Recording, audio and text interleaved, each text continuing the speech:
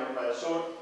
Ahora estamos con las primeras lluvias del otoño, con el monzón de otoño en España. Y la secuencia de tiempo atmosférico, de calor, frío, lluvias y sequías, es lo que llamamos clima. El clima no es el tiempo, sino la secuencia en el tiempo y en el espacio de esas variaciones.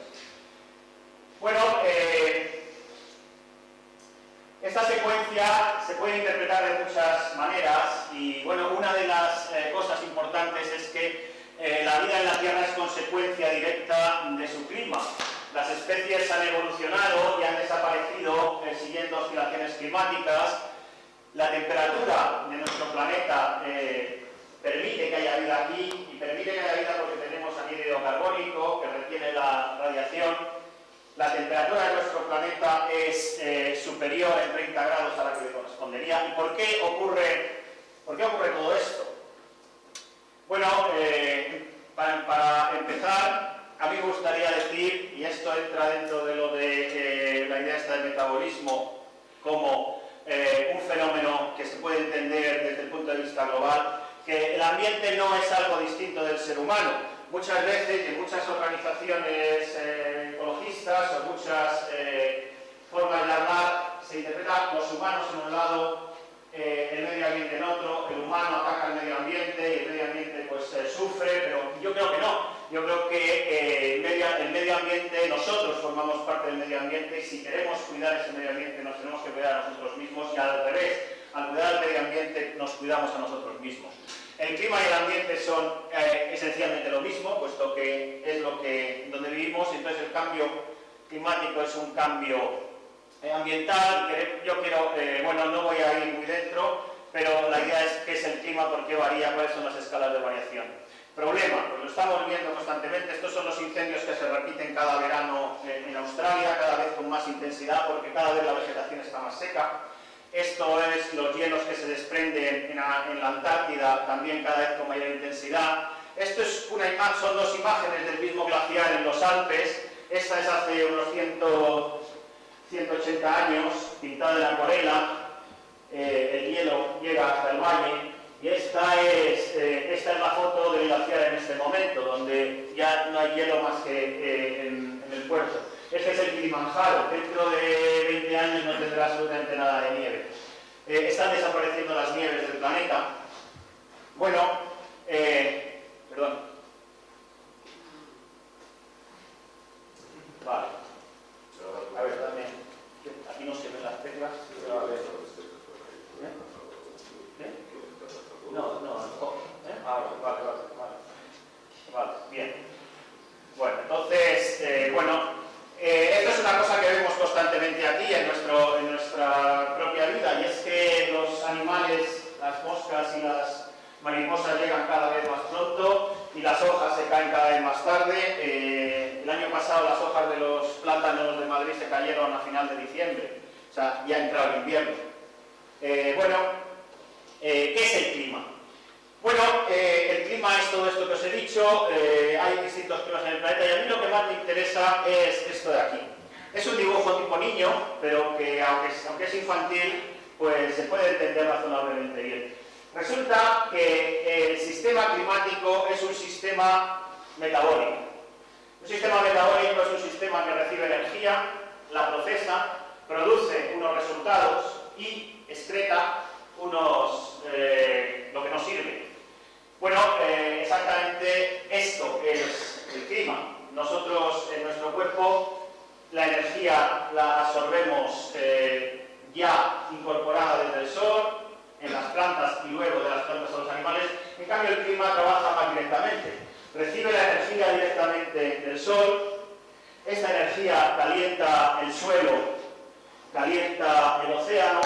El océano al calentarse produce el viento mueve todas las masas de aire de un lado a otro, hace un trabajo útil. En nuestro cuerpo la energía enlaza proteínas y al enlazarlas pues los mantiene en nuestra estructura, hace que circule la sangre y al circular la sangre hace que podamos llevar nutrientes a todas las partes del cuerpo y permite el fenómeno nervioso y por lo tanto la inteligencia. Bueno, pues esto más o menos sistema climático.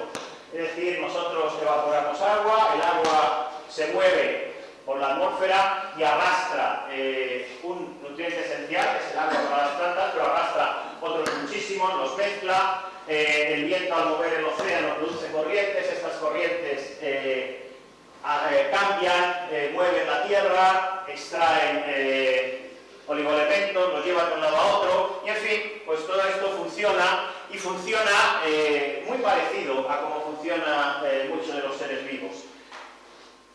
El problema grave es que las escalas de estas interacciones son muy grandes y el ser humano no entiende nada bien ni escalas grandes ni escalas pequeñas, hasta el punto de que nuestra sociedad funciona con escalas de, digamos, en este momento de 4 años, que son las escalas de las elecciones, o de 1 año, que son las escalas de los presupuestos, y cualquier otra cosa se le escapa. Es decir, proponerle a la administración del país problemas a 20 años y dicen, bueno, deja, que no me interesa lo más mínimo. Entonces, tenemos problemas gordos los seres humanos para entender escalas muy grandes. Esto, aquí es una de las maravillosas contribuciones que veréis que ha hecho Ramón, que nos permite asimilar estas variaciones que no podemos ver porque se nos escapan, ahora veréis por lo largas, nos las permite reducir a algo inteligible para la mente humana y nuestras escalas de tiempo. Bueno, esto es el Sol que cae de manera distinta en las partes de la Tierra y por lo tanto al caer de manera distinta produce movimientos, y esto son los movimientos normales de la atmósfera. Aquí en el Ecuador suben las nubes se desplazan hacia el norte, bajan y cuando bajan forman los desiertos. Aquí vuelve a reciclar, aquí es donde vivimos nosotros, y aquí tenemos las tormentas y las secuencias de tormentas y sequías que nos producen la vida en las zonas templadas, y aquí tenemos el polo, que es al final la celda de control, el mecanismo de control que controla todo el sistema.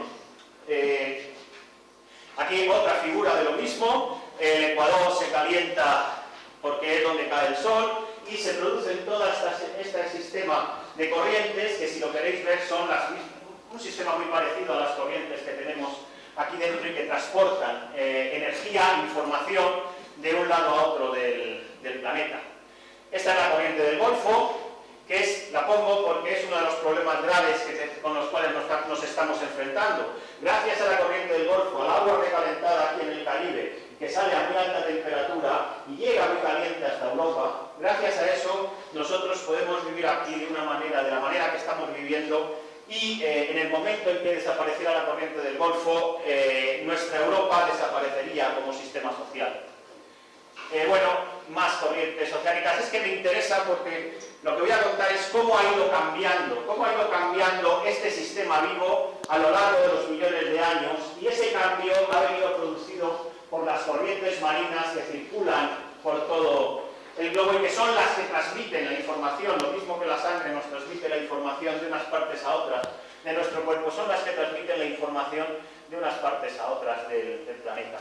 Esto es una característica esencial de nuestra época geológica, de la actual, del último 1.200.000 años, y es la circulación, lo que se llama la circulación termosalina. Esta circulación termosalina empieza, digamos, en el Golfo de Guinea, cruza el Atlántico, siguiendo más o menos, cruza el Atlántico desde el Ecuador y sigue también la trayectoria que siguió Colón para ir hacia América. En este ciclo, que aquí es por donde soplan los alisios, se recalienta muchísimo el agua en el Caribe y a través de la corriente del Golfo llega a Europa y nos mantiene Europa caliente y libre de nieves durante todo el invierno.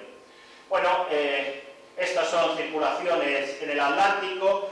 Cuando ocurre esta situación de aquí arriba tenemos sequía en España, que es la situación estándar. Cuando baja estos esquemas entra lluvia en nuestro país, y si eso se rompe, pues se fastidia el sistema funcional. Exactamente lo mismo que en nuestro cuerpo, es decir, una vez que se rompe el esquema tradicional de circulación, pues tenemos molestias considerables. Bueno, esto es lo mismo, otra figura igual, esto es una serie temporal. Bueno, ¿cómo es el clima? El clima depende esencialmente de que hay nitrógeno y oxígeno, pero sobre todo que hay agua y CO2 en la atmósfera. Estos dos gases retienen la energía que emite el suelo cuando está caliente. El suelo recibe energía del sol, que son los rayos amarillos. Esta energía calienta el mar y calienta la tierra, y estos emiten radiación infrarroja, la misma que los radiadores, y esa radiación infrarroja trata de salir hacia la atmósfera, pero se queda apresada esencialmente por las moléculas de CO2, que son las de la izquierda, y sin embargo atraviesa las moléculas de nitrógeno, que son las de la derecha. Bueno, el fenómeno es este: emite radiación. El suelo emite radiación, esta radiación choca con las moléculas de CO2 y vuelve hacia la Tierra, formando un fenómeno que en la literatura anglosajona se llama de invernadero, pero que está muy mal puesto porque los invernaderos dejan pasar toda la energía infrarroja hacia el exterior. Es más bien un efecto de manta zamorana que atrapa lo que produce el suelo y no deja que salga hacia el exterior. Lo mismo que una manta que nos ponemos en un día de invierno, lo que no nos da calor, lo que hace es que impide que el calor que produce nuestro metabolismo salga hacia el exterior. Bueno, gracias a eso hay vida en la Tierra, y bueno, vamos a ver un poquito de cómo ha ido evolucionando ese ser vivo. Podemos interpretar que este ser vivo, que es el planeta, o bien ha ido rehaciendo su propio cuerpo, su propia estructura, o podemos pensar que ha habido etapas de ruptura total y que se han creado cuerpos distintos con circulaciones distintas. Bueno, estos son, no está aquí en la figura, estos son 60 millones de años desde aquí hasta nuestra etapa actual, y vemos, estos son temperaturas 0, 4 grados, 8 grados, 12 grados. Con respecto, fijaros que la temperatura actual está por aquí, es decir, que son temperaturas razonablemente calientes. Hubo épocas en la historia de la Tierra donde la temperatura era muy superior a la actual. Luego, otras épocas anteriores, la temperatura era mucho más baja que la actual, ha fluctuado considerablemente. Y luego ha habido épocas donde realmente se han producido saltos enormemente bruscos, y esos saltos enormemente bruscos han coincidido muchas veces con la desaparición de especies. Las catástrofes de la desaparición de especies entre las edades geológicas. Bueno, se ha reajustado un poquito, otras veces ha subido, y desde hace 20 millones de años, aproximadamente, la temperatura se ha mantenido constante o no ha hecho más que bajar de una manera continua desde entonces.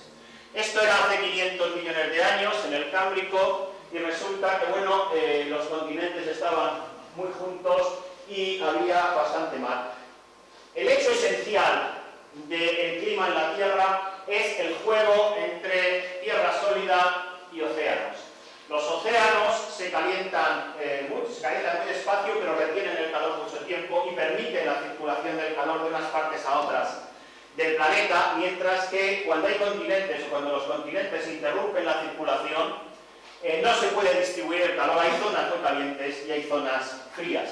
Entonces, el movimiento de las placas tectónicas que hace que cambie la distribución de continentes y mares es lo que nos permite que la información, la energía que llega en el Ecuador se distribuya o no se distribuya de unas partes a otras del planeta. Es decir, el planeta se comporta y va variando su funcionamiento, pues distribuyendo su estructura. Podemos imaginar un ser vivo que, según va recibiendo información de unos sitios a otros, pues va cambiando la forma de funcionar en un proceso que es lo que define la vida, un proceso realimentario.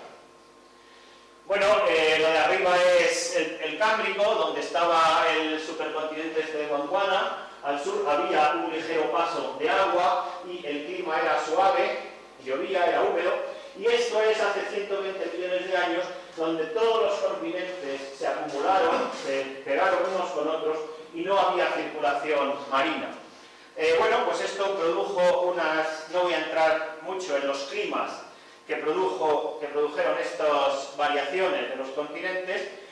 Esta es la secuencia y veis el asunto este de cómo permite la transmisión de información de unos puntos a otros, o cómo no la permite la existencia, la distinta disposición de los continentes. Ahí arriba tenemos una barrera que impide que el agua circule en torno a la Tierra. Aquí hay un ligero paso, pero con muchísima dificultad, a través de las pequeñas barreras que separan los continentes. Y aquí tenemos, bueno, pues una indicación de hacia dónde puede ir variando la transmisión de información en el planeta. De nuevo, tenemos aquí cómo esto es en el Triásico hace pues entre unos 80 y 5 millones de años, cómo se han ido separando las masas continentales hasta tener una forma parecida a la actual. Es importante dos cosas. En esta época, que es hace unos 30 millones de años, aquí había una barrera de tierra, había trozos líquidos, pero esencialmente había una barrera de tierra que impedía que el agua circulara en torno a la Antártida y sin embargo estaba abierto el Istmo de Panamá. Eso permitía circulación entre el Atlántico y el Pacífico. Bueno, estas son las circulaciones en cada una de estas situaciones. Hace unos 80 millones, unos 40 millones, estaba todavía cerrado. El paso de Drake, el estrecho de Drake entre Argentina y la Antártida se abrió hace 30 millones de años. Y en el momento en que se abre el estrecho de Drake, puede pasar agua y circular en torno a la Antártida. Ahora, si el agua circula en torno a la Antártida, aísla el continente antártico. Aísla el continente antártico del resto del planeta y entonces, puesto que está en el polo, no recibe calor del ecuador y se hiela. Y empieza los depósitos de hielo. Estos hace 20 millones de años, los que nos va a contar Ramón son 400.000 años, un poquito menos, pero empieza la acumulación tremenda de depósitos de hielo hasta alturas de 3 kilómetros, 4 kilómetros, aquí en la Antártida. Y además, esto está favorecido porque esta corriente que circula en torno a la Antártida, pues es una corriente más cálida, es agua y es más cálida que el hielo que rodea. Al ser más cálida, evapora agua y ese agua se enfría al estar encima de la Antártida y llueve en forma de nieve, nieva bastante más y facilita la acumulación de hielo. Y el hielo tiene un efecto de realimentación muy importante. Ese efecto es que refleja la radiación solar, es decir, que una vez que se empieza a formar hielo, el proceso se acelera, porque la poca radiación solar que cae se refleja como un espejo y deja de ser absorbida en la Tierra. Y esta es lo que ocurrió hace 3 millones de años cuando se cerró el estrecho entonces, ahora el Istmo de Panamá. ¿Qué ocurrió? Pues ocurrió que las aguas del Pacífico ya no se mezclaban, no entraban con las aguas del Atlántico y se empezó a potenciar la circulación esta termosalina que lleva calor desde el Ecuador hacia Europa y vuelve desde Groenlandia. Y esto es muy importante, nos lo va a explicar también Ramón, esto es muy importante porque este esquema de circulación oscila.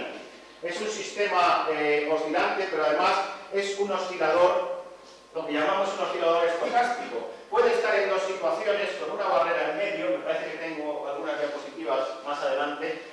Puede estar en dos situaciones con una barrera en medio y oscila, y el salto de una a otra no es exacto. Hay gente que dice que los ciclos geológicos de este último periodo de nuestra existencia en la Tierra, pues tienen ciclos que tienen que ver con las oscilaciones de la Tierra en torno al Sol, pero eso tendría que ser, esas oscilaciones son exactas, son oscilaciones astronómicas con periodos fijos. Sin embargo, los periodos de las glaciaciones que siguen a esas oscilaciones no lo son. Entonces, esa falta de sincronización refleja que este oscilador no es un oscilador exacto y por lo tanto tenemos algunos problemas para predecir. Bueno, estos son 1.200.000 años antes del presente. Ha habido una serie de oscilaciones. Esto es el volumen de hielo. Cuando está arriba es que hay mucho hielo, estamos en glaciación. Cuando está abajo es que estamos en una situación razonablemente cálida. Bueno, pues ha ido evolucionando. Vemos que los picos aceleran y que, bueno, pues que siguen de alguna manera. Y una de las cosas importantes es ver que las subidas son cuando vamos hacia más hielo, es una subida suave y cuando se deshiela es inmensamente rápido, es un proceso muy rápido. Bien, esto tendría que ver con las oscilaciones orbitales de la Tierra. con la elipse, que el eje de la Tierra se mueve como el de un trompo y con que el eje va cambiando de inclinación de un sitio a otro y por lo tanto pues va siguiendo estos procesos, y esto es lo mismo que he contado, un poco de lo mismo que he contado antes. Bueno, estas son las oscilaciones de estos últimos 400.000 años. Ahora el eje está cambiado, lo siento. Cuando estuve hablando con Ramón le dije que teníamos que tener cuidado él y yo, porque unas veces el cero está aquí y otras allí, pero pido disculpas, no he tenido tiempo de cambiar las gráficas. Bueno, estas son esas oscilaciones que son asimétricas, es decir, que cuando hay mucha concentración, cuando hay alta temperatura, esto va subiendo de una manera despacio y luego los cambios son muy bruscos. Y una cosa es importante para nosotros, para los seres humanos. Esa cosa es que nosotros estamos viviendo ahora en una etapa corta de temperaturas cálidas. Las etapas de temperaturas frías son bastante largas, en cambio las etapas de temperaturas cálidas son cortas. Las etapas de temperaturas frías vienen a durar unos 60.000-70.000 años y las etapas donde vivimos ahora unos 20.000 años. Bueno, esta es un poco lo mismo. A mí lo que me interesaría, voy a pasar más deprisa. Esto es, no, lo voy a dejar aquí y esto me gustaría contarlo si acaso después de lo que nos cuente Ramón. Voy a ir hacia atrás porque me gustaría que nos explicara un poco mejor de lo que he hecho yo y sobre todo en unas escalas humanas cómo ha funcionado esta articulación. Sí, a ver.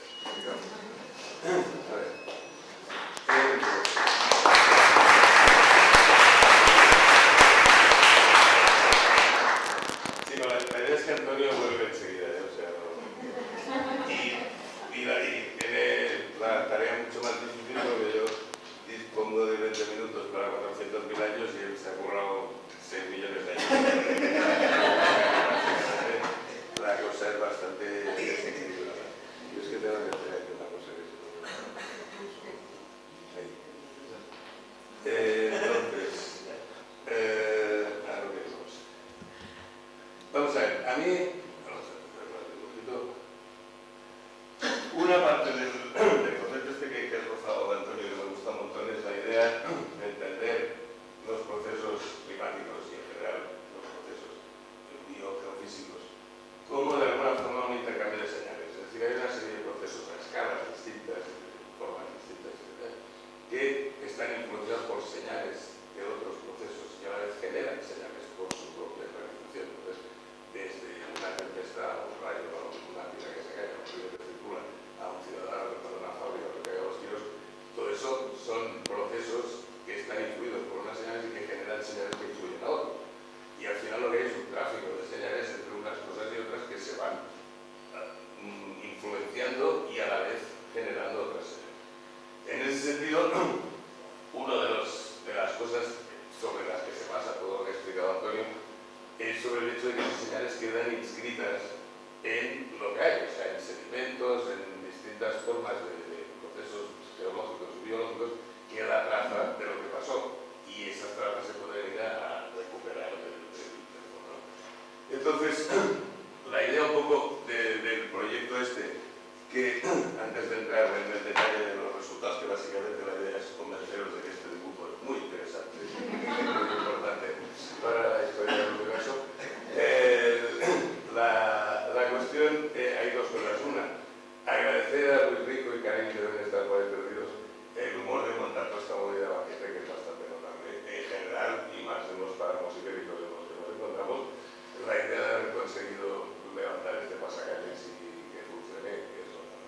Y entonces, pues, agradecimiento por ese lado. Y también al equipo del ZKR, notablemente a don Matías, que está ahí, que ha sido la gente con los que hemos montado esto y con los que hemos tenido una temporada de trabajo muy interesante y que seguirá.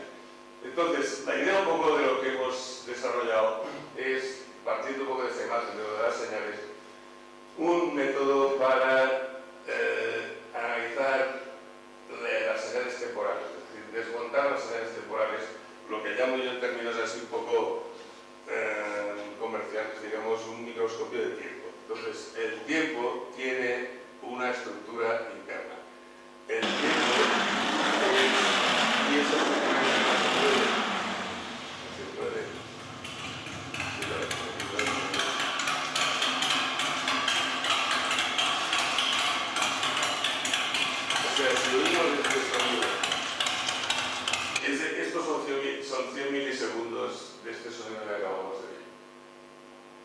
este dibujo básicamente correspondería bastante bien al movimiento de nuestro tímpano oyendo ese sonido. Entonces, este sonido nosotros en el oído lo desmontamos en unas frecuencias con distinta potencia. Aquí hay dos representaciones, que esto es solo imaginar para la gente que esté un poco más tal. Esto es una representación lineal y esto es una representación logarítmica. En una representación logarítmica, un sonido como esto tiene una pendiente hacia arriba. Entonces, otro tipo de sonido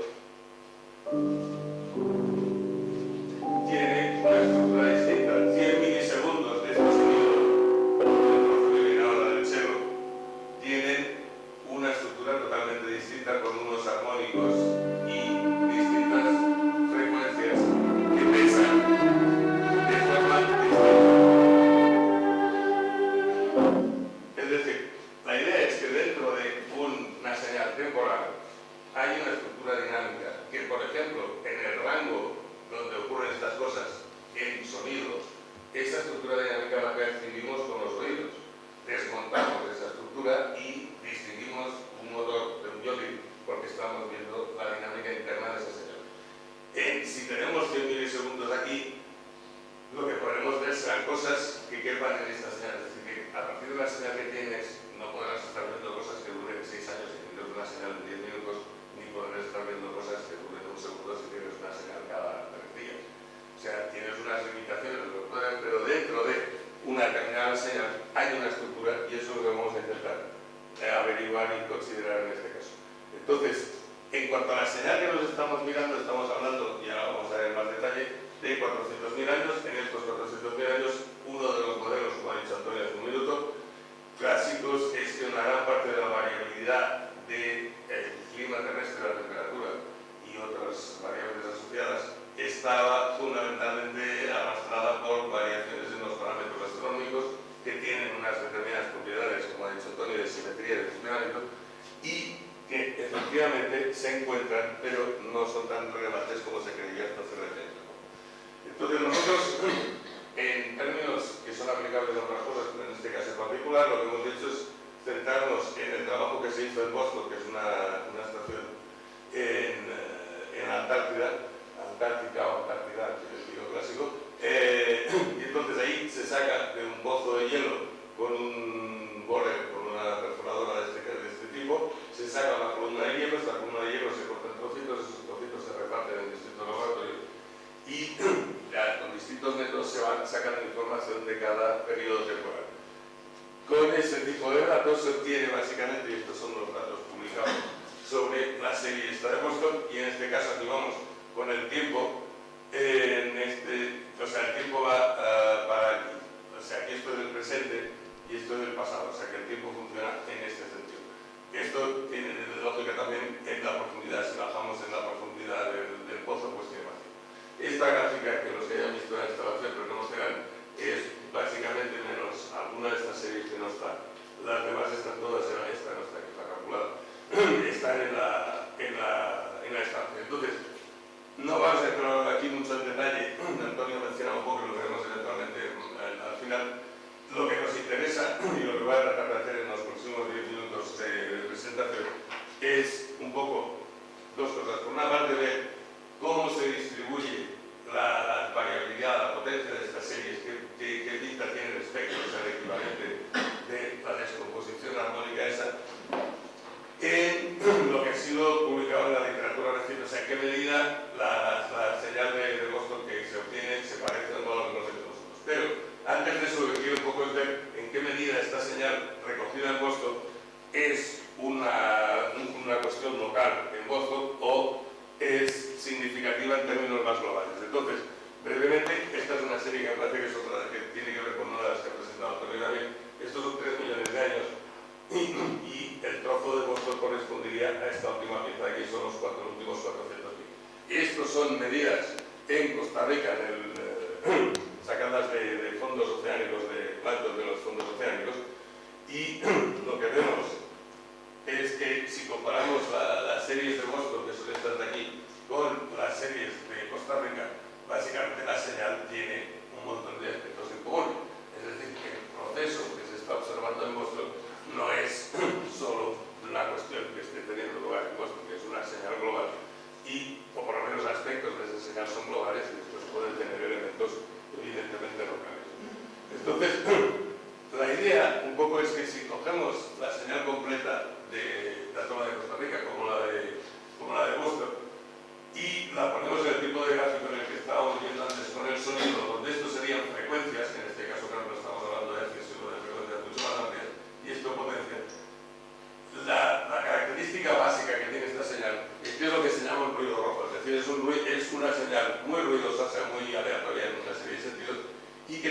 pendiente decreciente. Lo que quiere decir es que las altas frecuencias tienen menos potencia que las bajas frecuencias, cosa que podría ser de otra manera. Y eso es una observación. Si las bajas frecuencias tienen más potencia las frecuencias lentas que las altas. Cuando, por ejemplo, hemos visto que en el ruido del motor es al revés, tienen más potencia las altas frecuencias que las bajas. O sea, hay estructuras que tienen una pendiente vertical y hay otras que tienen una pendiente. Entonces, en cuanto a la comparación de los datos de Boston que se publicaron, básicamente las frecuencias importantes que se han identificado son en buena parte reflejo de las variaciones astronómicas esas que se habían visto y donde aparecen fundamentalmente unos ciclos de 100.000 años, de 20.000 y de 100, de 40 y de 20 que tienen que ver con los parámetros de las variaciones de la órbita. Entonces, un poco la idea es comparar los distintos resultados publicados recientemente sobre los distintos espectros con un elemento que raramente publica la gente en los espectros, que son intervalos de confianza. Esto también es solo un niño para los que estén así un poco hablando de estas historias. Y entonces, aquí lo que se ve son, no se ve, o sea, lo que se ve pero no se ve es que de alguna manera las pendientes de series distintas sobre el mismo periodo y pilladas en sitios distintos, en este caso es Boston, y los datos de Costa Rica tienen una cinta parecida y en esas señales se ven, pero con muy poca potencia, las señales astronómicas. Es decir, la señal astronómica está metida en la serie, pero tiene menos potencia de lo que se pensaba. O sea, hay otros procesos. Y, en cambio, la señal de los 100.000 años, la señal de las glaciaciones esas que vemos y volveremos a ver en un minuto en la otra gráfica, son mucho más potentes de lo que sería esperar por las variaciones de intensidad solar. O sea que el ciclo de los 100 kiloaños, que volveremos a ver en un minuto, tiene mucha más potencia en la señal que se observa de lo que sería esperar por las variaciones solares. O sea, hay algo en el proceso que está amplificando la potencia de esa señal y además también la forma de la señal, como veremos en un minuto. Entonces, otro punto interesante, y que vamos a ver deprisa, pero es cómo se relaciona esta misma representación, cómo continúa a frecuencias más altas. Es decir, Boston, evidentemente, lo más detallado que se puede ver en el grupo es Boston, que es más o menos 200 años o 300 por la precisión de la datación, etc. Entonces, ¿en qué medida lo que se esté viendo en Boston tiene que ver o no con la distribución general de variabilidad a otras frecuencias? Entonces, eso se puede observar comparando la misma representación donde tenemos aquí frecuencias y aquí potencia. Aquí ya estamos hablando de otro tipo de datos de temperatura medidos en 94 estaciones de 100 años a meses. Cómo se distribuye la variabilidad climática de 100 años a meses. Entonces, nos sale una curva con una pendiente distinta de la otra, pero también una curva con una pendiente cabeza abajo. Variabilidad a más corto rango, vamos de 10 días, de 10 años a días. Entonces hay una diferencia en la forma de las señales para estaciones terrestres y estaciones marinas, que es interesante, pero acá no lo vemos. Entonces, aunque ordenado todos los ciclos, lo que tenemos aquí es desde días hasta 100.000 años, la distribución de varios. Entonces, eso es un poco la distribución de energía en los cambios del clima desde días hasta 100.000 años. Una característica es esta historia de que esto se cae, y otra característica es la potencia que tiene este trozo al final aquí de la señal, que además deja de tener pendiente y se vaya a partir de estos ciclos. Parece ser más bien un ruido blanco que un ruido rojo, y eso está todavía por... Entonces, otro punto importante que hemos visto ya, y aquí volvemos con la historia esta de en qué sentido van las series, es la comparación entre los valores que aparecen. Esto es una copia del último trozo de la serie de Boston, y que los niveles de CO2 están totalmente por encima de lo que habían estado en todo el periodo y están creciendo. Estos son datos medidos en la atmósfera y estos son datos medidos en glaciares por ahí, en los Alpes, desde 1800, desde 1940, y esto de 1960 para adelante. O sea que la exponencial está para arriba, comparada con los datos de Boston, pues da una idea clara de que las concentraciones actuales están muy por encima. Entonces, la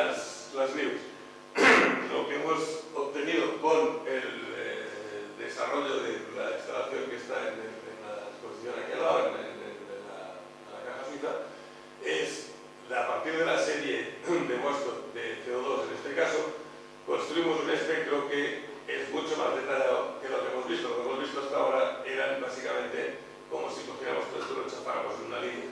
Esto lo que nos está contando es el desarrollo en el tiempo del espectro, es decir, el dibujo ese que veíamos antes del espectro, si le damos la vuelta por los problemas gráficos de dónde están las frecuencias graves y las agudas, este sería el resumen del espectro para toda la serie de 400.000 años, que es lo que se había publicado hasta ahora, y lo que hemos desarrollado nosotros es el desarrollo en el tiempo de esta misma señal, que coincide en el sentido de que los picos gordos que aparecen aquí también aparecen aquí, pero aquí podemos ver detalles sobre cómo se ha ido desarrollando esta señal, que se ve con mucho más detalle aquí que en el...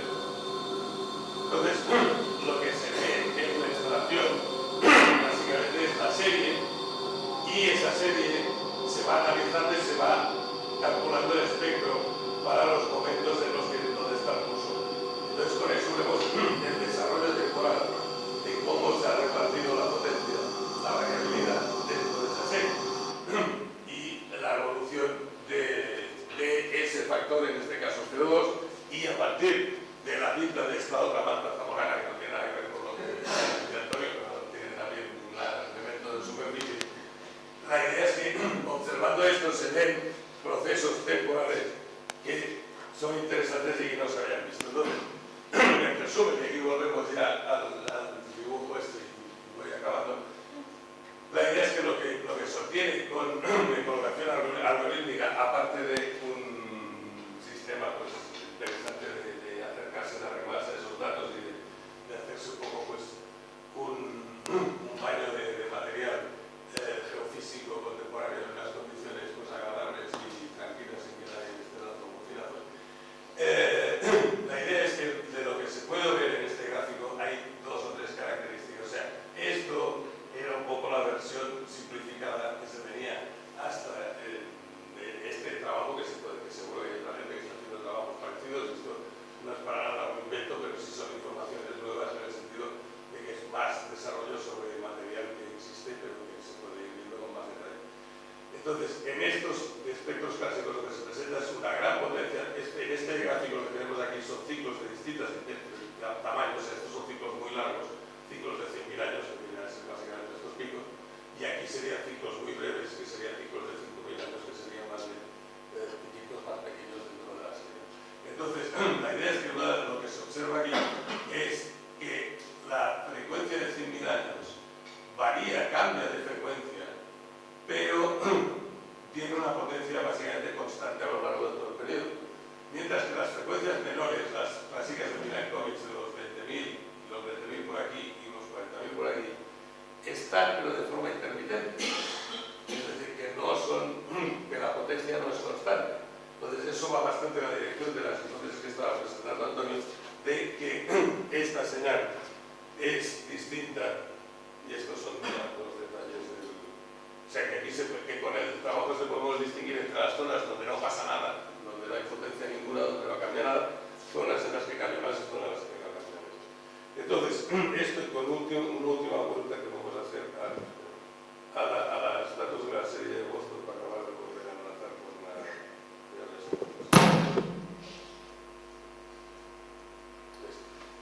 Pues, perdón. Esto, la idea es que en esta, aquí, volviendo con la idea de que el tiempo en este caso va de aquí hacia aquí, o sea, esto es... No, al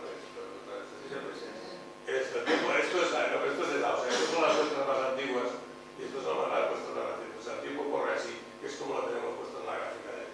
Pero aquí, lo que quiero decir es que, básicamente, esto serían los cambios de insolación calculados a partir de los parámetros astronómicos.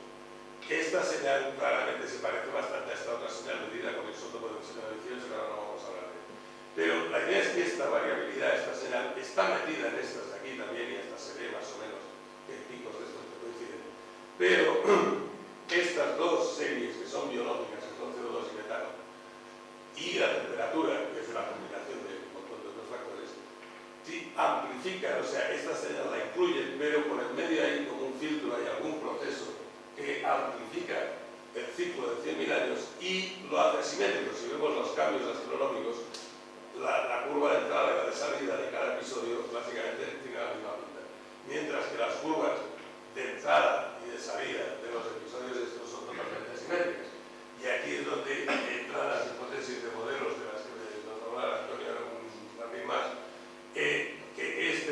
eso más bien tiene que ver con una respuesta del sistema a unos niveles mínimos, donde a partir de ahí se desencadena algo que lo lleva a los niveles máximos, pues se vuelve a caer hasta los niveles mínimos, se vuelve a disparar algo que lo vuelve a llevar a los niveles máximos.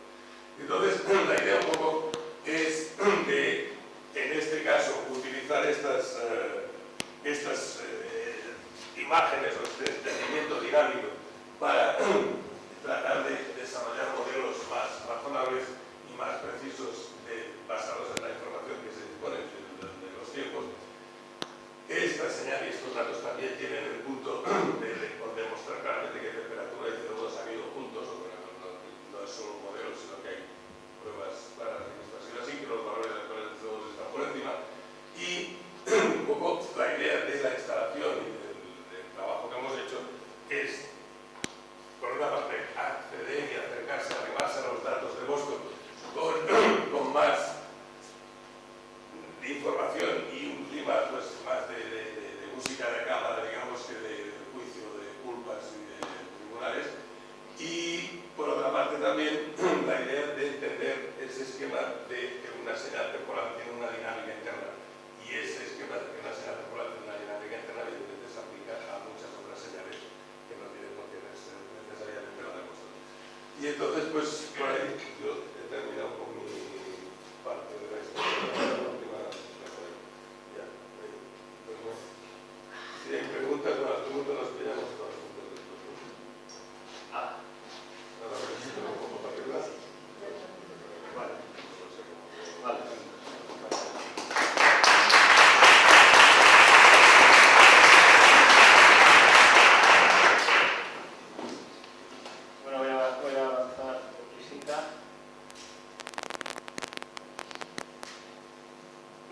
Nos ha contado Ramón es para mí enormemente interesante porque nos permite ver de una forma sensible lo que por otro lado pues queda de una manera muy lejana si sencillamente vemos estas gráficas que en cierta medida dicen cosas pero dicen de una manera un poco más difícil de interpretar. Bueno, este es el pasado más próximo, esta es nuestra historia. Esto es la era cristiana y aquí estamos nosotros ahora, en este momento, un poquito más para acá, 3 años más. La mía empieza antes de los cristianos. Que mi historia empieza antes. Bueno, lo siento. Quiero decir que la historia que nos cuentan algo así, podríamos decirlo. En fin, la historia está de los últimos 2000 años, en la cual podemos observar 2 o 3 cosas. Bueno, primero ha habido unas oscilaciones considerables de la temperatura del hemisferio norte y bueno, estas oscilaciones han sido en cierta medida de largas oscilaciones. Ha habido etapas donde, aquí por ejemplo, donde hizo bastante frío, otras etapas razonablemente calientes. Esto la gente no sabe muy bien cómo interpretarlo, pero coincide un poco con la expansión de los vikingos.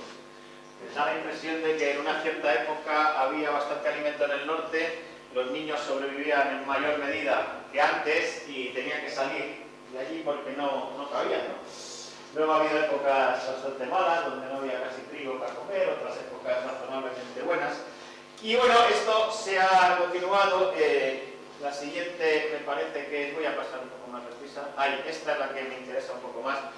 Bueno, estamos yendo hacia la siguiente glaciación, la etapa óptima.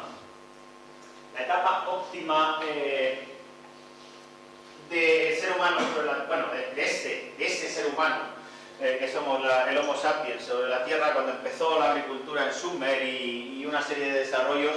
Ocurrió hace unos 8000 años, que fue cuando la deglaciación levantó las temperaturas de un planeta bastante más frío que el que había habido millones de años hacia atrás. Levantó esas temperaturas y sobre todo arrastró masas ingentes de barro desde las montañas hacia los valles. Los Zagros son montañas de 4000 metros de altura, donde están ahora los kurdos, lo conocemos bastante bien por la guerra esta asquerosa que tenemos encima. Esas montañas en la época glacial estaban cubiertas de hielo. Cuando se fundió el hielo, que se funde muy de prisa, como hemos visto en estas figuras.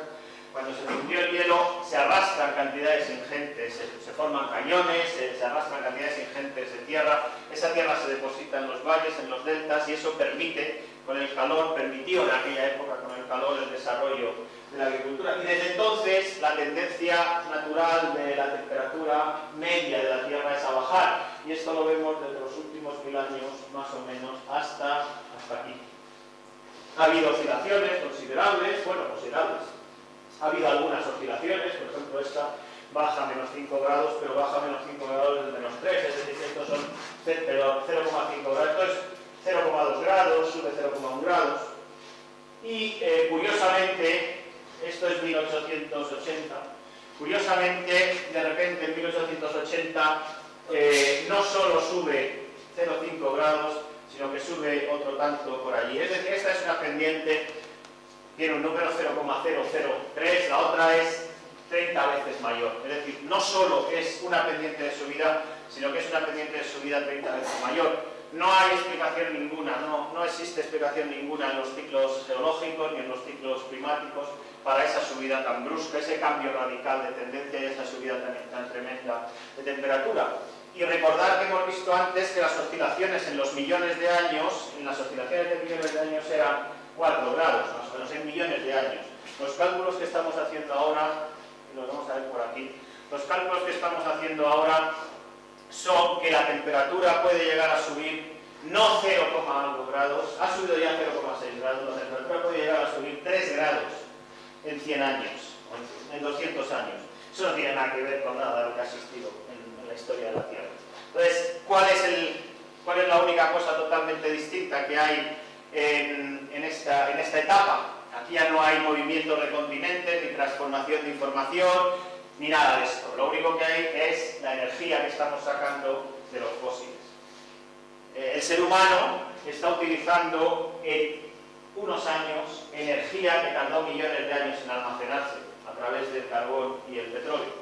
Eso no ha existido jamás en la historia de la Tierra. En la historia de la Tierra, toda esta información que os he estado contando antes era energía que llegaba del Sol a su ritmo y que se repartía a su ritmo. Lo que estamos ahora es, hemos hinchado el cuerpo y lo estamos desangrando a toda velocidad. Bien, estas son las subidas previstas por un equipo de 3.000 personas trabajando durante años y años. Creo que se conocen bastante bien. Hay distintas posibilidades. Si somos muy buenos y no gastamos mucho petróleo, no sé qué, pues a lo mejor podemos hacer que la subida sea suave, es decir, que sea solo suave. 2 grados. 2 grados es lo que ha variado la temperatura a lo largo de millones de años. Y si seguimos como estamos haciendo ahora, y la subida actual, lo que está haciendo España es esto, vamos a llegar en esta de aquí arriba a 4, por encima de 4 grados. Eso cambia radicalmente todo el funcionamiento del sistema Tierra. Esto es una cosa que es adicional. El sistema de la Tierra es no lineal y es un sistema realimentado, es decir, que si lo tratamos bastante mal, estos sistemas realimentados explotan en algún momento, y es lo que estamos pensando que nos puede pasar. Y esto me interesa, voy a detenerme aquí 2 minutos, creo que no voy a tardar más de 5 más. Esto es las incertidumbres de los modelos. Entonces, siempre que cuento estas charlas, siempre hay alguien que dice, pero no están ustedes totalmente seguros de lo que pasa. Los modelos son modelos matemáticos y tienen muchas incertidumbres, son modelos no lineales. Los modelos no lineales tienen los ruidos que nos ha contado Ramón. Y cada modelo da unas distribuciones distintas de temperatura. Se ve en este tipo, estos son muchísimos modelos, cada uno de estos colores es un modelo distinto. Lo corremos una y otra vez y todos oscilan, pero cada uno da una respuesta ligeramente distinta. Cuando lo corremos muchas veces, nos dan una distribución de posibles temperaturas. Esa distribución dice, la subida de la temperatura en los próximos 30 años puede estar aquí, más o menos, y en el año 2100 puede estar entre 0 y 7 grados. Bien, entonces esto lo coge gente interesada, sobre todo las petroleras. Es que ustedes no tienen ni puñetera idea, es que nos están contando, nos están metiendo miedo en el cuerpo, es que eso no tiene ningún sentido, porque ¿y si fuera solo 1,5 grados? Pensando un poco en esto y cómo contarlo, se me ocurrió el experimento que hacemos en primer curso de carrera para los biólogos, para los médicos, para los farmacéuticos, que es coger un péndulo, una cuerda con una piedra, darle un golpe y medir con un cronómetro la aceleración de la gravedad.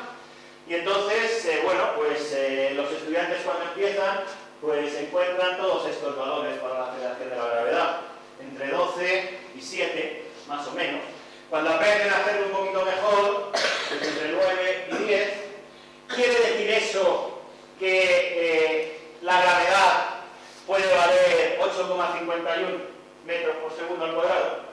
¿O quiere decir eso que la gravedad puede valer 11,51? No, la gravedad vale lo que hay en la media, y lo otro son dispersiones normales que ocurren en cualquier experimento científico. Pero los experimentos científicos nos dicen lo que valen las cosas. ¿Por qué? Porque cuando lo repetimos muchísimas veces, la media cae generalmente en los valores reales. Y además, como ha dicho Ramón, somos capaces de decir los intervalos de variación donde están esos cálculos. Bueno, eso lo que hace referencia a las variaciones. Lo que quería decir un momento, y esto porque mañana voy a presentar una asociación de científicos que nos preocupa muchísimo todas estas cosas y el poco caso que nos hace. Estos son las emisiones españolas de CO2. Resulta que España se comprometió y firmó, y el Parlamento español lo ha ratificado, con todo lo que es el Parlamento español, se comprometió a reducir las emisiones de CO2. Bueno, pues no será de CO2, óxidos de nitrógeno y de volátiles orgánicos tiene acuerdos internacionales firmados que no está cumpliendo. No cumple eso. Pero con un despiste. Y el otro día, delante de Loyola de Palacio, se planteó explícitamente que en el año 2010 España no solo habría pasado 30% por encima, sino que habría duplicado la producción de CO2 directamente, duplicado la producción de CO2. Bueno, bien, entonces voy un poco más deprisa. Impactos. Vamos a esto. Me interesa este otro. La circulación termosalina. La circulación termosalina, esto funciona, en la corriente del Golfo funciona porque hay hielo arriba. Porque cuando hay hielo, el hielo, por decirlo así, atrae al agua caliente, la enfría y deja que se cierre el ciclo. Que el agua azul caiga y baje y se cierre el ciclo y se mantenga ese ciclo de ahí. Este agua cae aquí, entre Groenlandia e Islandia, en una cascada gigantesca, 3.000 metros de caída, corrientes muchísimo más grandes que las que puede haber en el Amazonas. Y la idea es que si nosotros somos tan salvajes que fundimos el hielo, es decir, si conseguimos mantener duplicado 2 veces el CO2 que hay en la atmósfera, en 200 años caería la circulación de agua fría en el Ártico, en Groenlandia, caería de este valor de 10 de este valor de 20 a un valor de 10. Es decir, desaparecería la mitad de la corriente del Golfo. Pero sí, y luego se recuperaría 300 o 400 años después.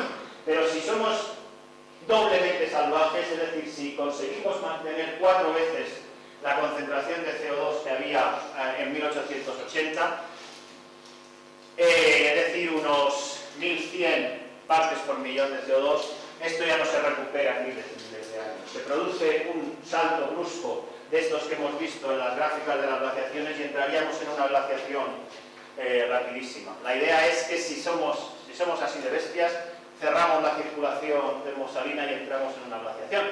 Y esta es la última figura.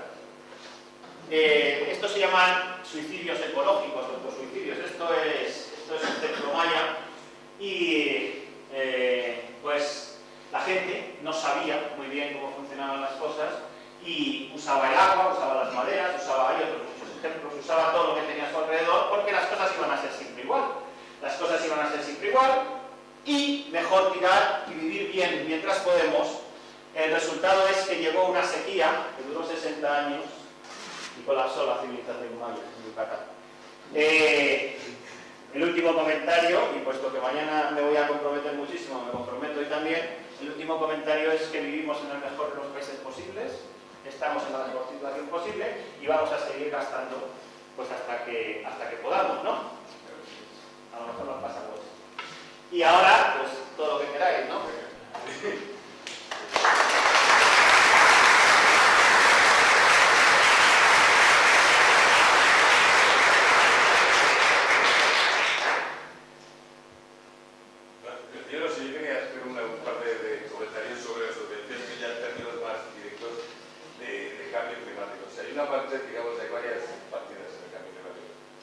parece que es intentar entender lo que pasa a partir de la información que hay. O sea, que es un poco lo que se hace con modelos.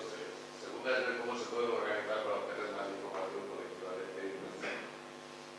El tercer punto es ver qué habría que hacer. O sea, qué habría que hacer en un sentido teórico que tampoco está nada claro. O sea, habrá opiniones distintas y demás. Ahí es donde yo entiendo que hay una parte del debate interesante. O sea, una cosa es identificar que existe el cambio, que eso está evidente, básicamente irreversible. O sea, irreversible en el sentido de que por mucho que mañana se borrarán todo lo que sea, seguiría habiendo ya las concentraciones, las series de cosas.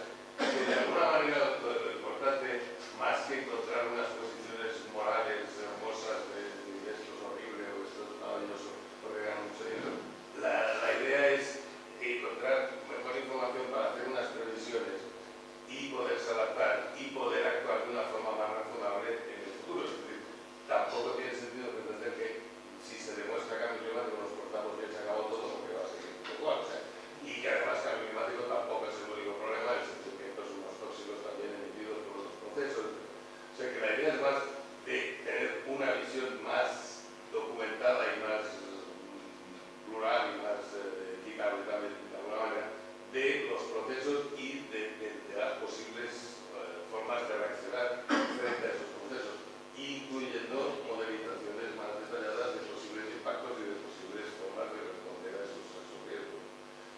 Por supuesto, o sea, la idea, no sé, no, a lo mejor se me ha pasado, me pasó un momento con la mente, no sé si lo he hecho o no, creo que no, que la idea es esa, es decir, ya que tenemos herramientas, ya que tenemos gente que trabaja, ya que tenemos, oye, pues vamos a usarlos, ¿no? O sea, saber qué es lo que tenemos que hacer y qué es lo que podemos ir haciendo, en vez de decir, vamos a vivir alegremente en la luna y luego, pues, a llorar. A ver. En primer lugar, muchas gracias por la presentación. Enhorabuena, ha sido, yo creo, una presentación muy brillante y muy completa. Yo no sé si al final me he perdido, pero a ver si es verdad lo que he entendido.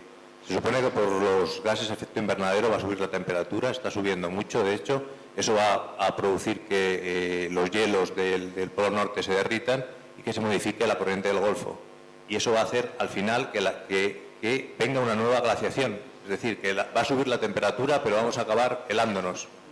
Ese es eso era solo saber si era correcto. Sí, Gracias. Correcto, es totalmente correcto. El problema es, bueno, es un poco paradójico, pero es lo que nos ha contado Ramón con las gráficas de Boston. Es decir, que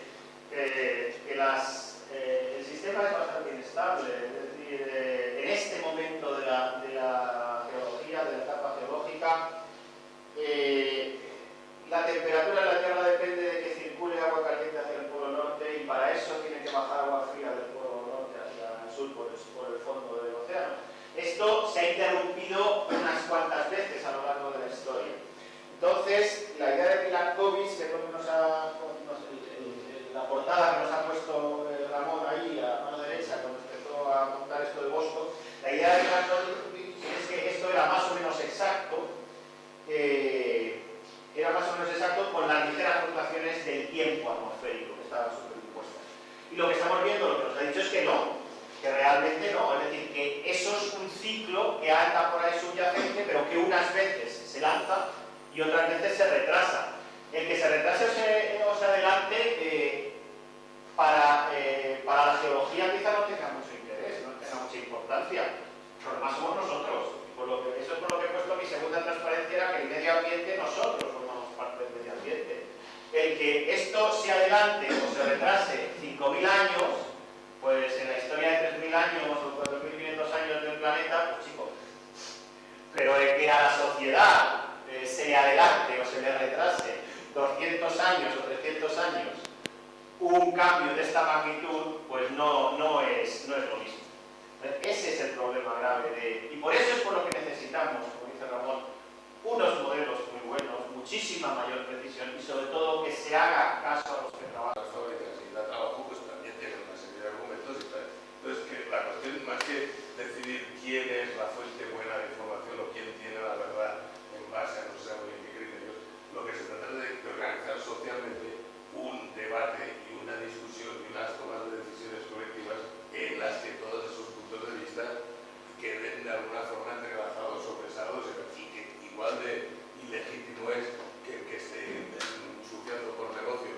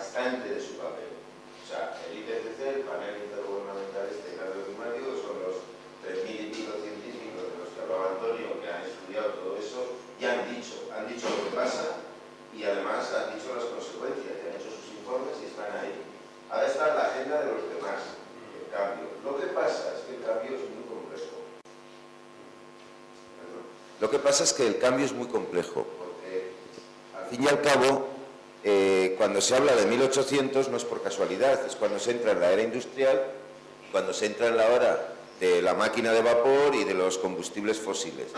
Y eso de los combustibles fósiles ha cambiado todas las formas de producir y consumir. O sea, que es todo el sistema industrial, todo el sistema de transporte, buena parte de nuestro sistema de funcionamiento doméstico en lo que hay que cambiar. Y eso es lo complicado. Y el problema que tenemos también es que la responsabilidad del cambio entre los políticos se da a medio ambiente, pero resulta que los que de verdad tienen que cambiar las políticas son la política fiscal, la política económica, la política agrícola, la de transporte, que están en otros ministerios y en otros ámbitos de responsabilidad. En ese momento es donde se está. Y los que trabajan estén en otro lado y no molesten. Esto es la corriente del chorro, que es la que controla el tiempo en nuestras latitudes templadas. El chorro es un chorro, realmente es un río de aire de 200 kilómetros de ancho y que circula a 11.000 metros, 11 kilómetros de altura, y en las partes negras y azules es cuando más velocidad tiene. Esto es en noviembre, el 15 de noviembre del 2001, cuando cayeron algo así como 200 litros de agua en 3 horas en Palma de Mallorca, en la isla.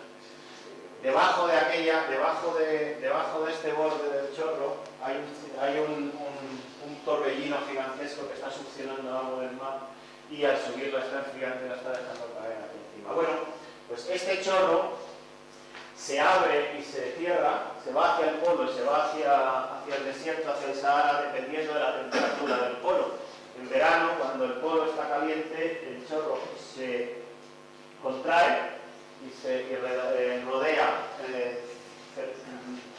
cerca el polo, y cuando está frío, cuando los hielos avanzan hasta los 60 grados, hasta Escocia, pues, por decirlo así, lo expulsan hacia el Sahara. Entonces esa contracción y dilatación es lo que nos trae, por ejemplo, las lluvias ahora en otoño, que es cuando el chorro, en su camino hacia el Sahara, pues está pasando por encima de España. Cuando llega al Sahara se para, entonces en aquel momento está lejos y ya no llueve, y luego vuelve a llover cuando se contrae y pasa otra vez por encima. Bueno, esa es la oscilación, y la idea básica es que la posición del chorro, la posición en la latitud del chorro, depende de la temperatura, depende del gradiente, esencialmente depende de la pendiente de esta curva. Cuando esto está caliente, cuando el polo está caliente, esa pendiente es pequeña y además el máximo se desplaza hacia el norte. La idea es que si calentamos muchísimo el polo, esa curva va a estar siempre en la zona roja o todavía más hacia el norte. Es decir, que en el movimiento de contracción y dilatación, esa es la explicación de por qué es eso, que en el movimiento de contracción y dilatación pues va a llegar muchas menos veces hacia acá, y sobre todo, pero va a llover lo mismo. El problema es que los modelos que indican lluvia indican que va a llover los mismos litros de agua en un año. El problema más grave es que cuando el chorro está arriba, lo que hay son meandros muy pronunciados, entonces cae muchísima agua en muy poquito tiempo y luego no cae agua durante meses.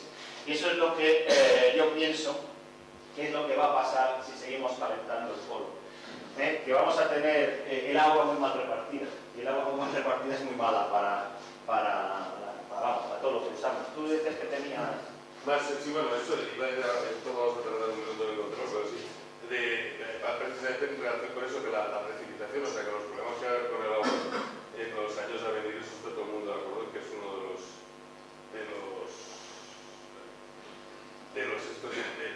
factores importantes. Y los cambios en la distribución temporal, en el aumento de episodios violentos y en los cambios en distribución espacial también. Entonces ahí es uno de los puntos en donde yo creo que hay un trabajo. ¿Cómo puedo hacer yo para ver una realidad vosotros si tenemos que correr? No hay forma. Porque aquí hay una... Hay dos. Hay una de las sequías.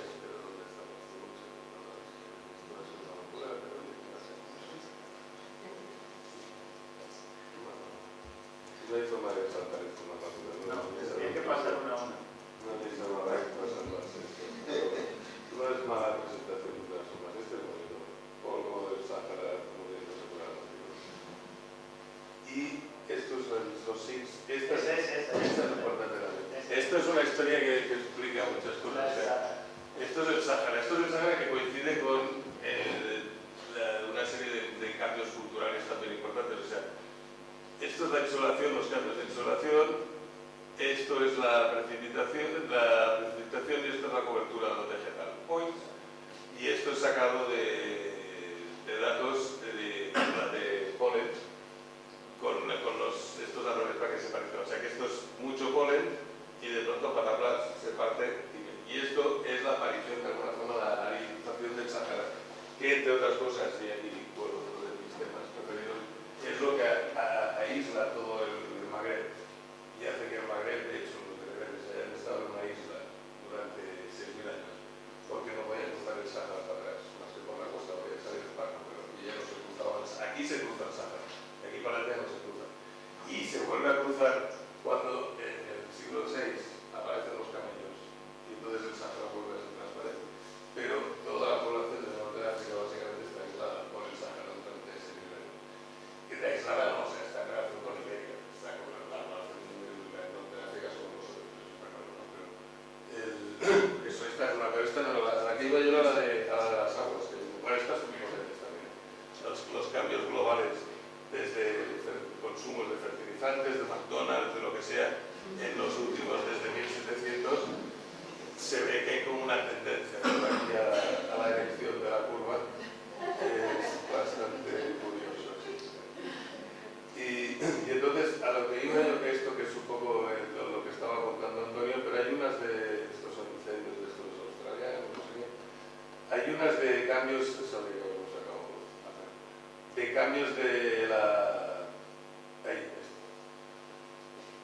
O sea, esto es los cambios de precipitación, y esto es de las cosas que van a tener un impacto fortísimo, son los cambios de precipitación, sobre todo que lo que parecen ser cambios negativos, o sea, menos precipitación, coinciden ya con zonas donde hay más falta de agua.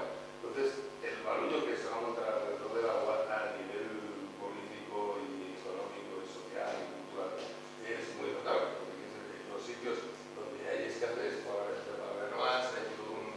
Y entonces, estos son dos de las simulaciones, y a lo que iba yo un poco con esto, es la idea que de futuro ya el debate de si hay o no hay cambio, y todo eso ya es un poco como de otra era, lo que se trata de ver cómo desarrollamos unas estrategias de información y de control político, digamos, de la actividad industrial para, por una parte, documentar todo eso y por otra parte, prever y resolver los problemas de una forma menos cerril y a lo bruto de lo que llevamos haciendo. Es decir, para eso, ahora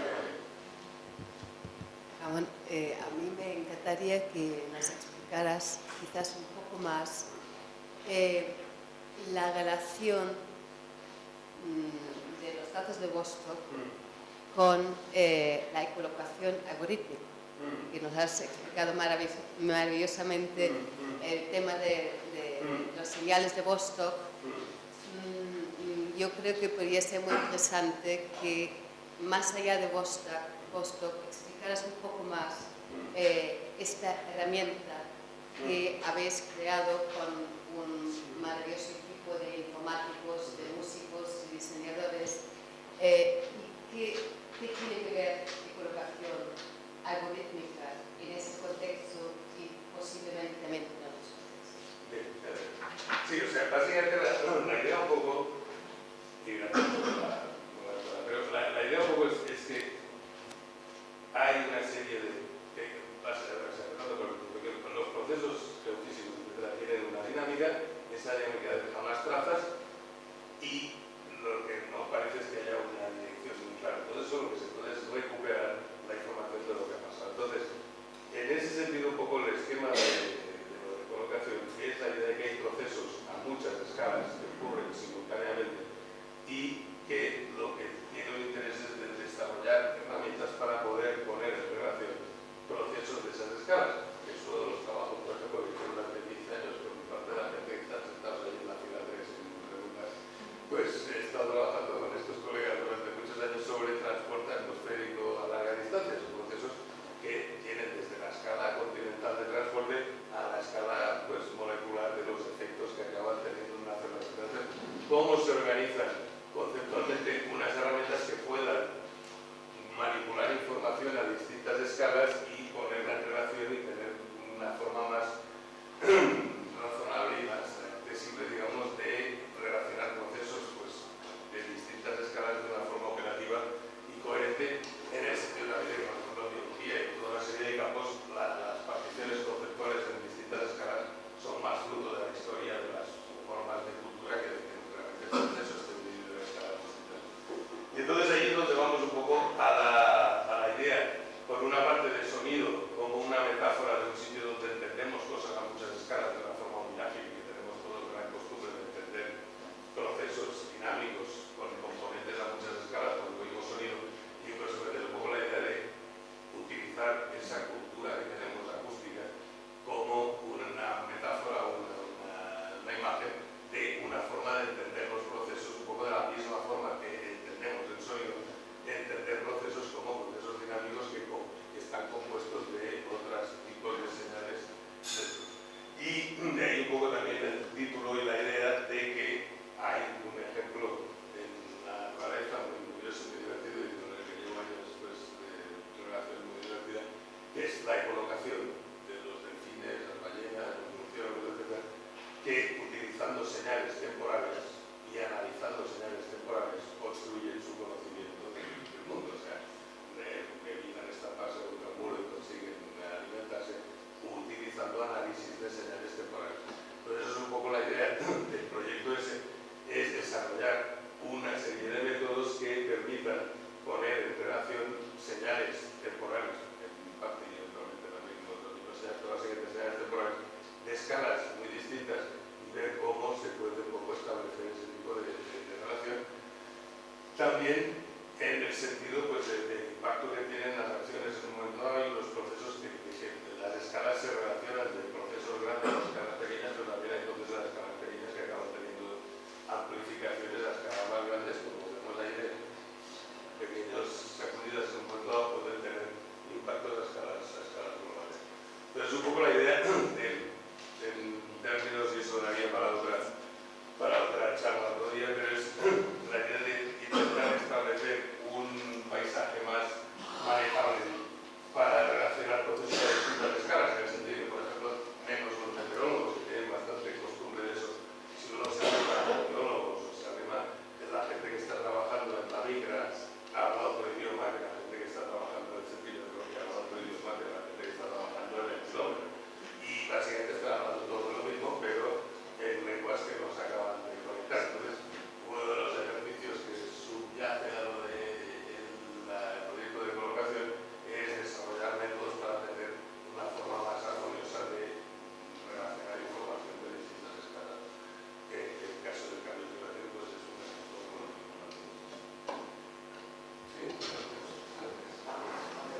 Sí. Más preguntas, sí. Yo tengo una pregunta para los dos, ¿no? Un poco para unir el tema social o la conferencia de ayer con el de hoy. Veo que el estudio del cambio climático es bastante específico sobre ese calentamiento de la Tierra y sobre todo achacado a la emisión de aerosoles y residuos de los combustibles fósiles. ¿Qué influencia tiene la energía exosomática que gasta la humanidad, sobre todo en el hemisferio norte, en este cambio? Y si estudiáis de alguna forma más global todo lo que eso produce. Ese desequilibrio energético de la especie respecto a un modelo ecológico de la Tierra. Bueno, Si es exosomática por lo que nos comemos y producimos, pues nulo. Ahora, si es lo que estamos... Perdón, sí, energía exosomática es un término de Ramón Margalef y tal, si quieres. Tú ten en cuenta que utilizamos backgrounds lingüísticos diferentes, es decir, no entiendo muy bien lo que, o sea, en el lenguaje paralelo. Sí, pero eso os lo explico. Es Volterra, Margalef lo pilla de Volterra, que es 40 años antes, y lo usa Popper también, el filósofo, y exosomáticos lo entendieron bastante establecido. Y la idea es toda la energía que no es metabólica, que es fuera del soma. O sea, el uso de la energía fuera de A ver, sí, perdón, si quieres, así para unir, ¿no? Tú también hablas en términos globales, entonces digamos que más de un 96% de la energía que la especie humana consume a nivel mundial no repercute en su metabolismo. Sería eso. Pues evidentemente, es decir, la energía esta es la que además es un concepto totalmente metabólico. La idea es que estamos excretando energía, es decir, cogemos energía, movemos un poquito, movemos los coches, movemos los trenes y expulsamos una cantidad gigantesca de energía Una cosa también es... a la atmósfera, y esa es la que se queda aquí y nos está calentando. El truco de la vida básicamente consiste en reducir baterías. O sea, es meter electrones en la batería, separarlo bien y reducirla. Y toda la historia de la vida, básicamente lo que es volver a quemar materia reducida. O sea, entonces durante millones de años se ha ido amontonando materia reducida y volviendo a Margaret dice en algún sitio que la imagen de la vida es como el escarabajo pelotero, que es el tipo que lleva una gran pelota de mierda pasada que va empujando, y eso es básicamente la vida. O sea, la cantidad de materia reducida metida en el suelo, metida en los océanos, es muy superior en masa a la materia viva. O sea, la materia viva flota sobre una gran masa de materia reducida que es basura de procesos anteriores, basura o restos o señal o las abuelas de materia orgánica. Entonces, todo el sistema de la vida, básicamente, las reducciones se hacen vía fotosíntesis, es el clásico truquito de convertir la luz en azúcar. Entonces, la fotosíntesis genera materia reducida y toda la vida lo que hace es quemar esa materia reducida, y lo que hacemos pues, es extraerlos del sol y volverle a sacar los electrones esos, oxidándola, y de ahí sacamos la energía para funcionar. Entonces, básicamente, a escala actual, el exosomático está haciendo lo mismo. O sea, estamos quemando materia reducida de hace miles de millones de años de petróleo. Y en ese sentido, yo creo que a lo que iba Dani, la distinción esa es, o sea, la energía como tal, directamente, no creo yo, tiene un impacto eventualmente en algún sitio, pero es más que la energía, son los residuos resultantes de la generación de esa energía. O sea, más que la energía per se, que tiene un impacto también en este tipo de modificación de paisajes, por ejemplo, desde el medio marino a la excavadora, que parece uno de los riesgos principales. Pero la idea es que es más la generación de esa energía, los procesos por los que esa energía se genera, los que tienen como subproducto unas materias que son los que acaban produciendo los problemas. Exacto, o sea, un gran tanto por ciento es la quema de los combustibles fósiles. Pero bueno, mi pregunta va dirigida porque, claro, se hace un tratado de Tokio, ¿no? Y unos países lo firman y tal, ninguno lo cumple, y luego, pues, otros países aún más poderosos ofrecen otras soluciones, como montar más centrales nucleares, ¿no? Esto es el tratado de Tokio más o menos así explicado en rápido. Pero, claro, cuando tú estás controlando una serie de emisiones, pero no buscas una solución global a ese consumo exacerbado, ¿no? Sino solo controlas las emisiones, ¿cómo se podría estudiar? A veces veo las ramas científicas estudiando las cosas de una manera muy parcial, ¿sabes? Y a nivel político o social también se traduce así. Eso está claro, eso lo digo con Joaquín hace un rato, es decir, que lo de las emisiones es un poco la primera fase del end of pipe, o sea, donde sale que, claro, la solución a largo plazo no es tratar solo la parte de las emisiones, es cambiar un poco todo el proceso y ahí está todo un trabajo político, filosófico y social que, entre otras cosas, incluye el trabajo que estamos haciendo aquí, todo el concepto de colocation, de colocación algorítmica, precisamente desarrollar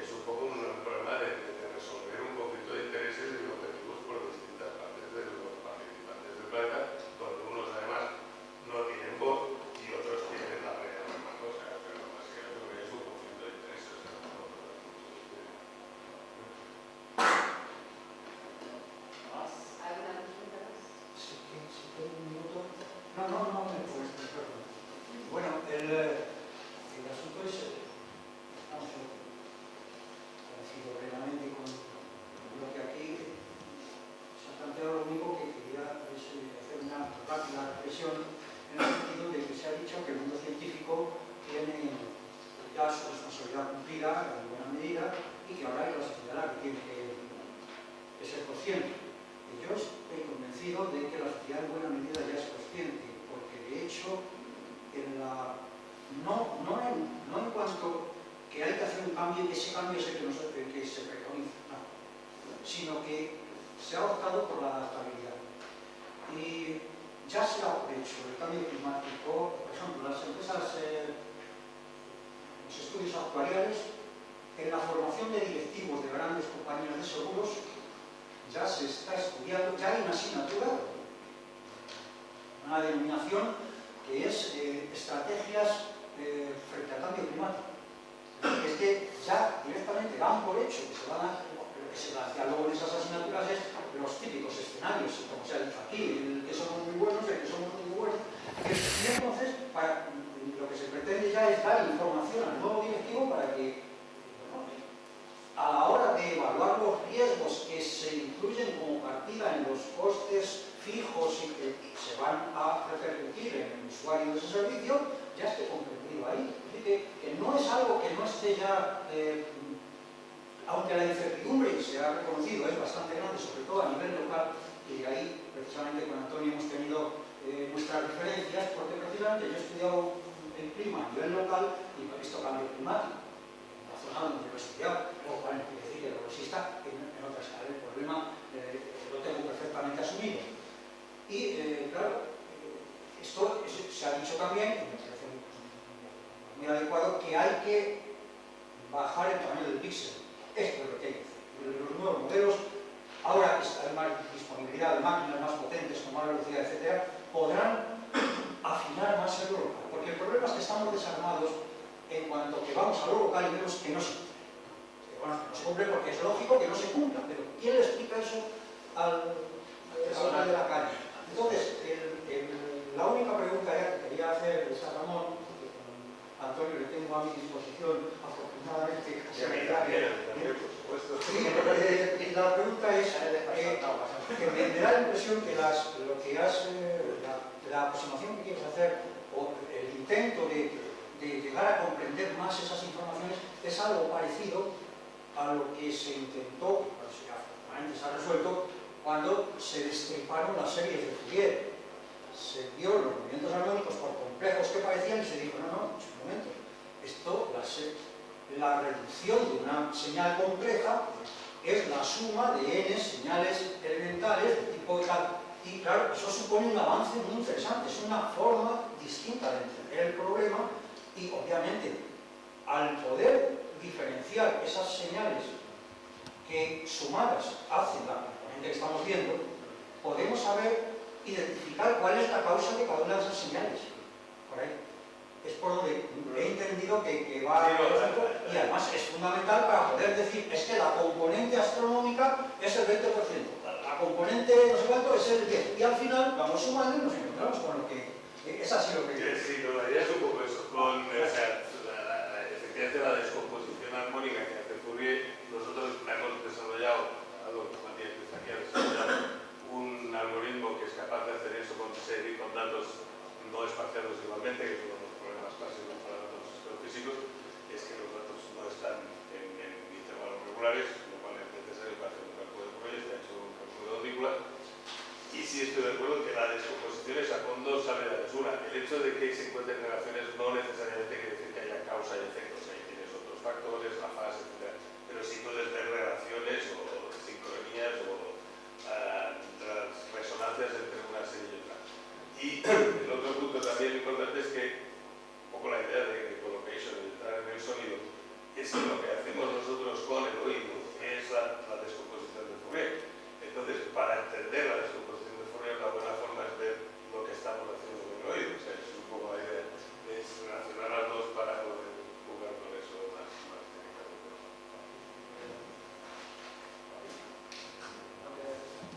No, era porque lo de la adaptación.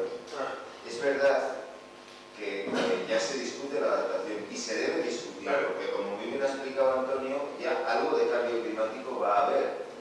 Algo de cambio climático va a haber, entonces, tanto los países, por ejemplo, de la Polinesia quieren que se discuta de adaptación porque quieren que se le resuelvan los problemas que se van a encontrar por el cambio climático. Algunas pequeñas islas ya están inundadas, como las compañías de seguros tienen que estudiar el asunto porque, claro, han comprobado cómo en los 10 últimos años pues las llamadas catástrofes naturales han aumentado y, por lo tanto, a la hora de establecer las primas y las compensaciones, tienen que contemplar eso. Y, de hecho, tanto en la Convención de Cambio Climático como en el Protocolo de Kioto, hay un aspecto que se contempla, que es un aspecto de adaptación. Y esto es así. El problema es que no es lo mismo que varíe 1 grado la temperatura, que habrá problemas y habrá que hacer adaptaciones, que varíe 3 o 4 grados, donde entonces y todavía podríamos estar a tiempo, quizá no de resolver una parte, pero sí de resolver la parte más grave. Este es el asunto de por qué se discute a la vez la adaptación y a la vez cómo hacer frente al cambio climático. Yo creo que lo que está Fernando, el problema de la identificación del cambio climático a nivel local es que depende muchísimo de donde uno lo mire. Los glaciares se ven perfectamente y además por una experiencia personal mía. Bueno, no lo he vivido, pero sí lo escuché. O sea, yo cuando tenía 3 o 4 años, mi padre subió 2 o 3 veces al Monte Perdido y me contaba la extensión del glaciar del Monte Perdido. Y yo, cuando tuve edad de subir, llegué por allí y dijo, mira, aquí queda 100 metros, 100 metros de nieve, de hielo. Entonces digo, ¿dónde está el glaciar? Y esto mismo en los Alpes y en Alaska y todo más. En trozos de esta charla tengo cosas de apuestas en Alaska, donde la gente apuesta el día que se va a fundir el hielo para que el río vuelva a correr, y se ve que desde 1920 hasta ahora pues ha avanzado 4 semanas hacia atrás, que cuando empezó en 1920 el río se deshelaba pues a final de abril y ahora se deshiela a final de marzo, cosas de estas, ¿no? Es decir, que los cambios locales dependen mucho de donde es más sensible el clima. En España pues es bastante más complicado, estamos en una zona de transición y por lo tanto hacemos cambios muy bruscos, porque a veces hay veranos enormemente cálidos, hay veranos que llueve muchísimo, entonces es difícil. Y es difícil que con las series de lluvias, las series de nieve de la península desde el principio del siglo, y no se detecta ningún cambio en esas series, ¿no? Pero una cosa es los cambios detectados en ciertos puntos, otra cosa es la teoría, y otra cosa son los cambios observados en algún punto de la Tierra. Entonces, esa mezcla de las 3 cosas es lo que nos indica que vamos a hacer un cambio. Un cambio. Vamos a ver, además hay que centrar muy claramente, es decir, como hemos visto en todas las figuras, el clima no ha sido una línea. Claro, o sea, hay unos cambios que han sido todavía, lo que sí hay una parte clara es que se ha modificado la química de la atmósfera. Hay una relación entre la química de la atmósfera y el clima, que hasta ahora se conocía poco, que se está empezando a ver y que es lo que se ha venido a llamar cambio climático.